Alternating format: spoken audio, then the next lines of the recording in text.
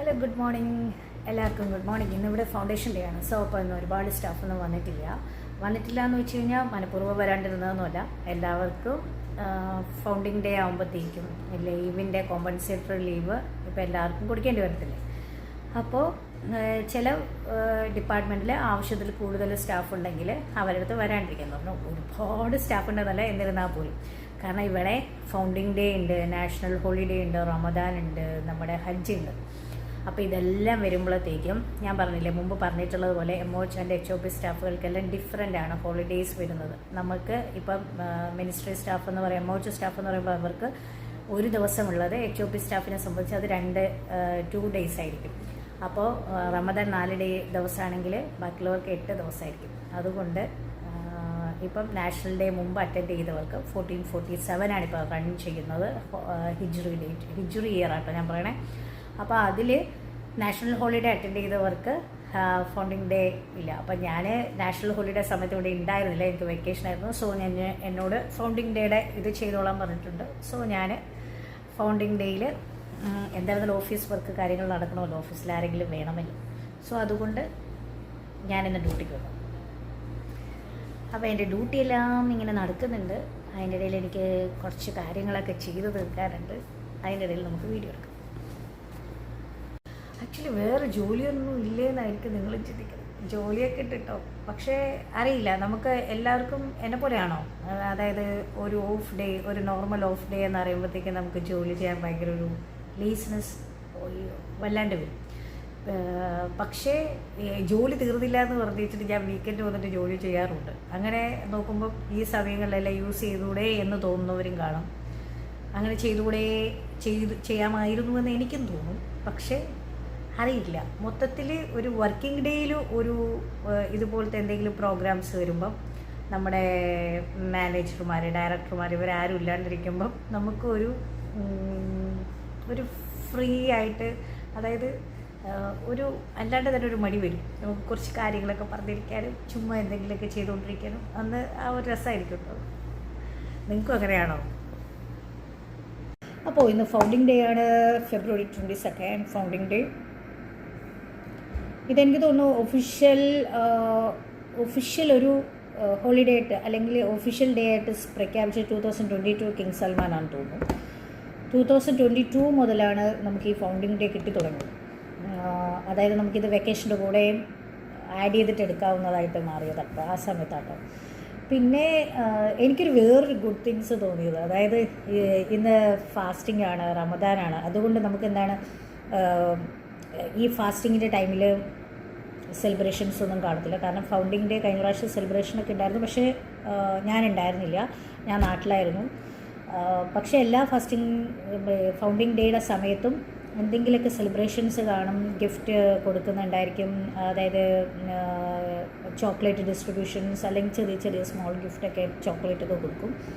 പക്ഷേ ഈ പ്രാവശ്യം ഒന്നുമില്ല, കാരണം ഇത് ഫാസ്റ്റിങ്ങിൻ്റെ ടൈമിലാണ് ഈ ഫൗണ്ടിങ് ഡേ ആവുന്നത്. ഇപ്പോൾ റമദാൻ്റെ അല്ലേ, അപ്പം ഈ പ്രാവശ്യം ഒന്നുമില്ല.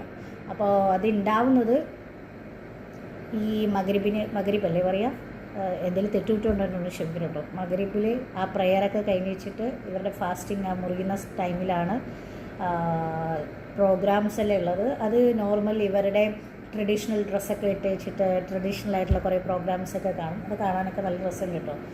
ഞാൻ ഇതിന് മുമ്പ് 2024 ഞാൻ പോയിട്ടുണ്ടായിരുന്നു ഈ ഫംഗ്ഷൻ കാണാൻ വേണ്ടിയിട്ട്. നല്ല രസമുണ്ടായിരുന്നു.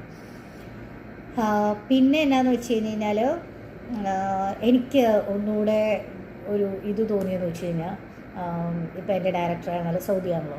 അപ്പോൾ ഇവരെ സംബന്ധിച്ച് വെച്ചിട്ട്, ഇപ്പോൾ ഞാൻ ഒരു മുസ്ലിമല്ല, നോൺ മുസ്ലിമാണ്.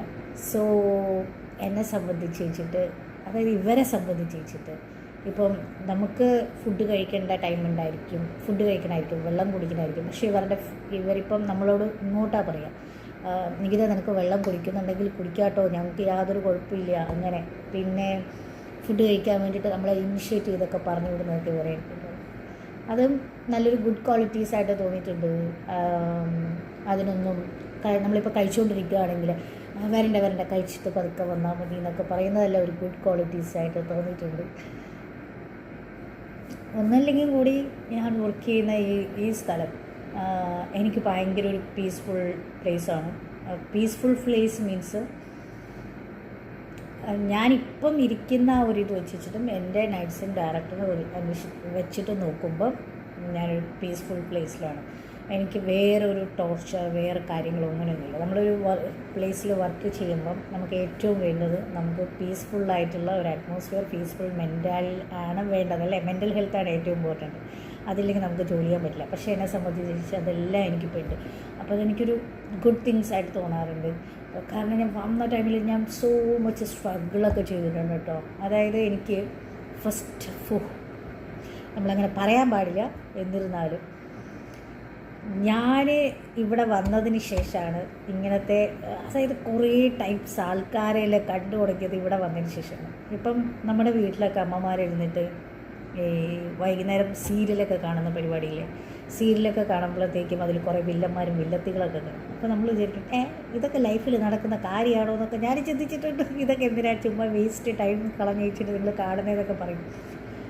പക്ഷേ എക്സാക്ട്ലി ഇവിടെ വന്നതിന് ശേഷം മാത്രമാട്ടോ ഞാൻ ഇത്രയും ഡിഫറെൻറ്റ് കൈൻഡ് ഓഫ് പീപ്പിൾസിനെ കണ്ടതും ആൾക്കാരെ മനസ്സിലാക്കിയതും. ഓ മൈ ഗോഡ്, ഇങ്ങനെയൊക്കെ ആൾക്കാർ ചിന്തിക്കുമെന്ന് തോന്നിയത് അപ്പോഴാണ്.